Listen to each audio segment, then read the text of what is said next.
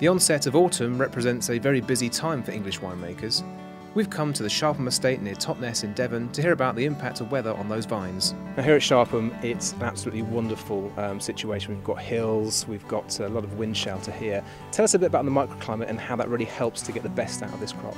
Good drainage is what we're looking for, so we're on south-facing slopes here. We've got windbreaks surrounding us, so we've got Italian alders and poplars which start budding up sort of before the vines even do in May time, so that then sort of creates a little bit of a shelter belt for the vines themselves. As you can see, the vine canopies are up around 6 foot.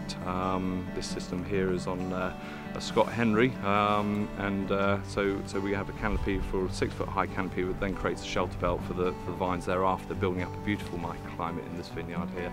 You get the reflected light up off the water from the point of view of when the sun hits the vines themselves. You also get the reflected light up off it, so the microclimate here at Sharpham is beautiful. So it's a pretty good place for growing vines. So weather patterns can also have a big effect on a crop, clearly, and if we roll the clock back to 2012, that was the wettest summer in 100 years. What kind of effects did that have on the harvest? So we actually were carrying a very big crop back in 2012. Unfortunately, thereafter the heavens opened. It rained particularly well for around about sort of 3 months during the summer.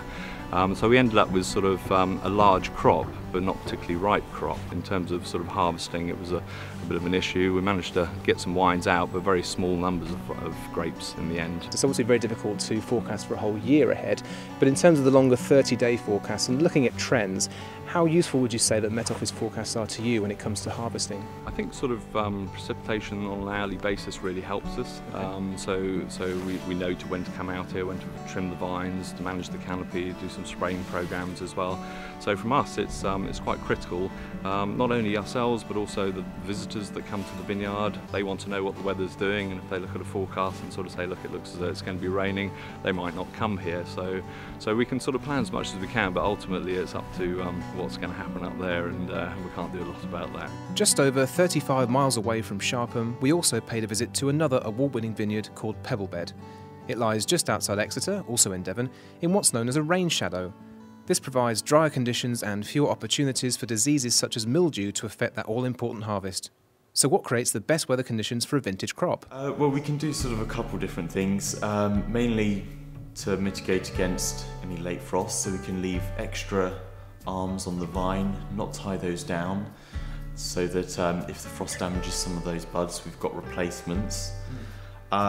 We can sort of manage the vine to let more sunlight in by removing some of the leaves to get the fruit even riper and better quality, and mainly just sort of watching the weather forecast and checking the vines to harvest at the right time when we think everything is ripe enough. It obviously takes a special set of weather characteristics to get them to their best, so what's the ideal weather conditions that you need?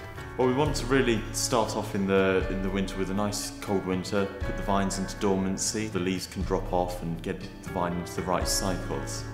Then following that, once we've done the pruning over winter, as the buds are starting to merge, we're really hoping for no late frosts, sort of April, May sort of time. From then, a bit of sun, I think, as June comes, and give us a good build up towards flowering, which again, sort of Wimbledon fortnight, end of June, first week of July really. So we want nice calm, dry weather then, so that we don't get the pollen washed or blown away. And that gives us a good fruit set, which means we get a good crop. Then through the summer, just want sort of nice weather, bit of rain, bit of sunshine, just to keep the vines ticking over and growing well and the fruit forming. But it's those last sort of few weeks leading up to harvest that are the most critical. We want plenty of sunshine throughout September to get plenty of sugars into the fruit and give us a good quality crop.